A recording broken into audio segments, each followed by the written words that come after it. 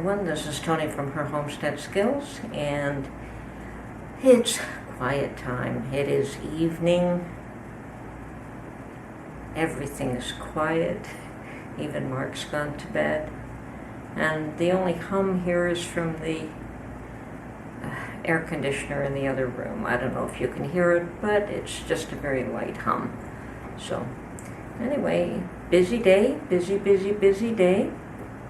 Was off to my garden early this morning to check and see how well it was doing after the wonderful rain we finally had. It has been quite dry here as well as everywhere else. We had almost a drought condition, and if I hadn't gone to the garden every second day to water,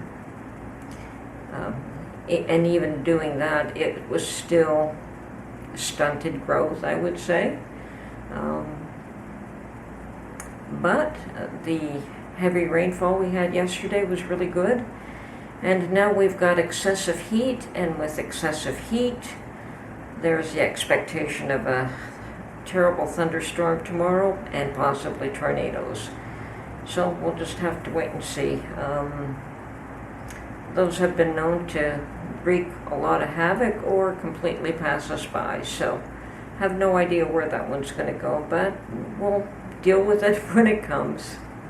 Anyway, I guess I still wanted to discuss the issue of food shortages, all kinds of shortages. I have determined that I would probably pull out every mason jar that I have out of every nook and cranny that I've got them stashed away in and fill them with something. Really doesn't matter whether it's vegetables or meats or beans, you name it. I think at this point in time, the focus has to be on filling up every jar. Now, they're not going to take up any more or any less space than what they do now. Jars are like that. They take the same amount of space, whether they're full or whether they're empty. So I might as well fill them up with something this year. Now, I think that last year, a good half of them were still empty. I had spent the last 2.5 years probably buying up every reasonable deal from the thrift shops that I could find. And even 2 years back, one of my regular shopping stores, one of the regular stores that I frequent, had an amazing sale on pint jars, and I think I bought, 18 dozen? I bought tons of these pint jars. And I had a whole bunch of beautiful wide-mouth pint jars that I didn't use last year because of the expense of the canning lids. Now, I have tried the new canning lids that Dollarama carries. They're not Bernardin, but they are reasonably priced, so I may fill up every mason jar that I have in this house with something.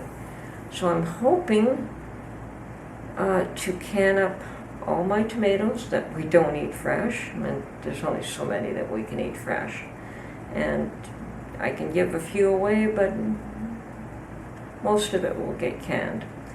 And if I find that my garden doesn't produce what I expect it to, I'll buy a bushel or two. Not a problem. I have no issue doing a couple of canning marathons of just tomatoes alone. I do that every year anyway. And this year I have decided that I will probably, if I normally do 150 to 200 jars, I'll probably try to do another 100 on top of that. We'll see how many jars I can find.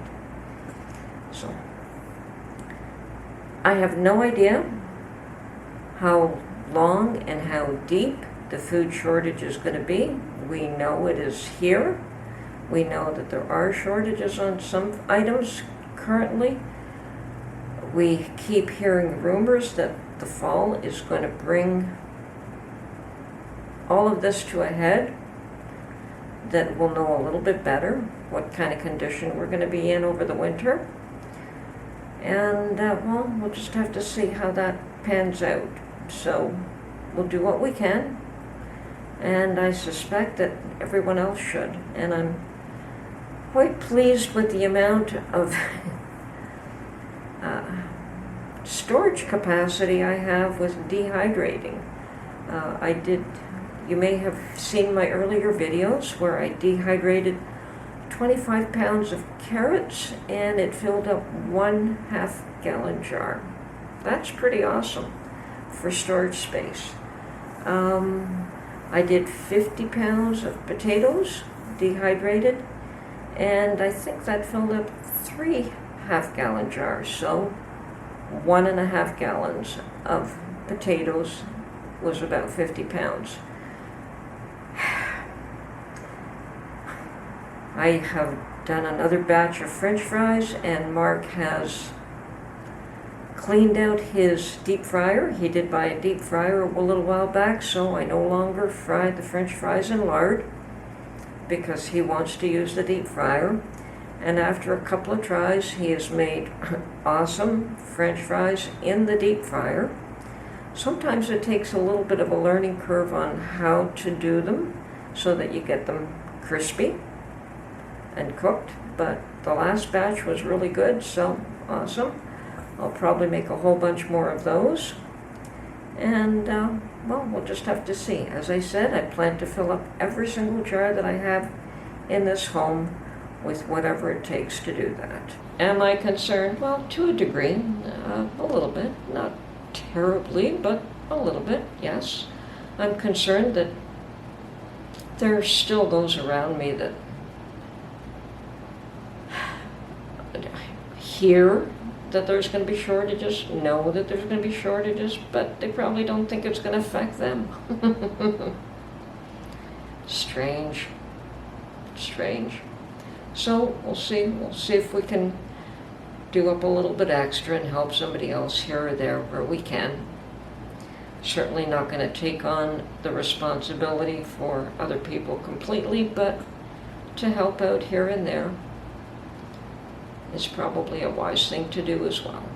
Now, I have been hearing that there are other farmers' warnings out there, both on the internet and on the news, on television. So the news is getting out that there is going to be issues, that there are issues currently, and they're caused by a number of different things, whether it's the shortages of fertilizer, whether it's the drought conditions, whether it's the lack of water, whether it's the lack of hay because there's no water and there's no fertilizer to grow the hay, so you can't feed the animals.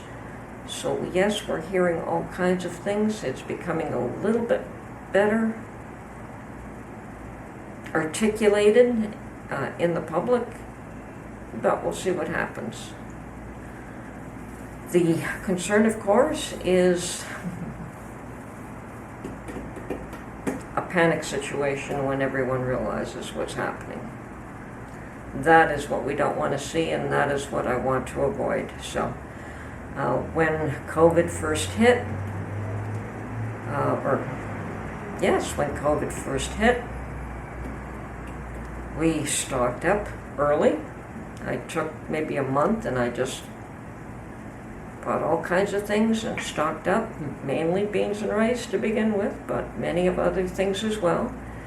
And by the time that the public caught on and panicked over toilet paper, I was okay. I wasn't panicking. But I was a little bit surprised that the panic turned out to be over toilet paper. Toilet paper is not the most critical thing in the world. So I guess people didn't realize that food was the issue. This time around they will. They've started to see the empty shelves themselves, so this time it won't be toilet paper, and the panic will be a lot worse. So have to keep our eye out for that as well. So dehydrate, buy canned goods, stock up on dry goods, anything you can do. Put food away now while you can, before the panic hits. Now, it may never hit, and I hope it never does, but better to be prepared than not. Okay, this is Tony from her Homestead Skills. We'll catch you on the next one. Bye for now.